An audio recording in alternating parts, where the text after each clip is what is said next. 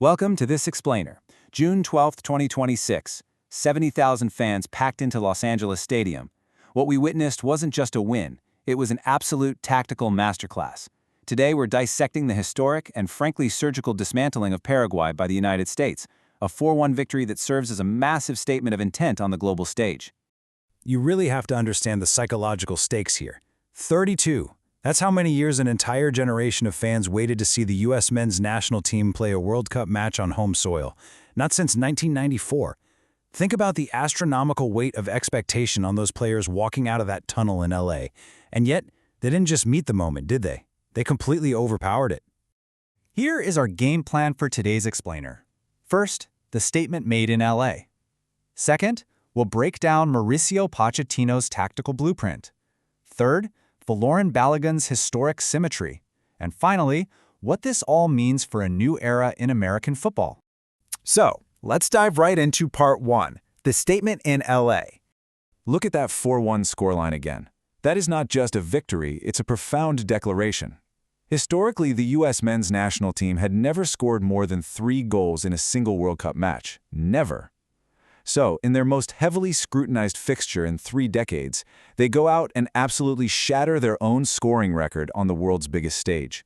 It sends a very clear message to the rest of the tournament. The American tactical identity has fundamentally evolved. Which brings us to part 2, Pochettino's tactical blueprint. Dominating at this elite level doesn't just happen. It requires rigorous, uncompromising systems. Manager Mauricio Pochettino established 3 clear tactical pillars for this squad: a suffocating high press, lightning-fast transitional movements, and a strict mandate to attack early. He essentially took the U.S. from their historically reactive posture and turned them into this highly aggressive force that dictates spatial control on the pitch. And we saw the yield of that system immediately. 7 minutes. That relentless pressure forced Paraguay's Damian Bobadilla into a catastrophic error, an own goal right in the 7th minute. Psychologically, for an opponent, that's devastating. Before Paraguay could even establish their basic defensive shape, the U.S. had already imposed their will and ripped the match wide open. Now, to put that 7th-minute strike into perspective, it places this 2026 U.S. squad in some truly elite historical company. That is the 3rd fastest host nation goal ever recorded in a World Cup opener. They're sitting right there behind France in 1938 and Germany in 2006.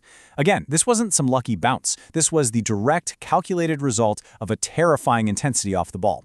But here's what really stands out when analyzing this match. The brilliance of Pochettino's system wasn't just offensive, it's this number: 1. After taking the lead, the U.S. maintained incredibly rigid defensive discipline, restricting Paraguay to a mere 1 shot on target for the entire 90 minutes. 1 shot. Restricting any team to a single target shot at a World Cup, that is defensive organization at the absolute highest level. Moving to part 3, we have to talk about Folarin Balogun's historic symmetry. Folarin Balogun. Born in New York, raised in London, and eligible for 3 entirely different national teams. When he decided to commit to the United States back in 2023, it changed the trajectory of American football. Why? Because it finally secured a top-tier number 9 for a nation that was desperately crying out for a clinical finisher. And on the biggest night of his life, he stepped up and delivered spectacularly. 96 years. By scoring twice in this match, Balogun completely shattered a World Cup brace drought for the U.S. that had been dragging on for nearly a century. He became the very first U.S. player to score multiple goals in a single World Cup match since 1930.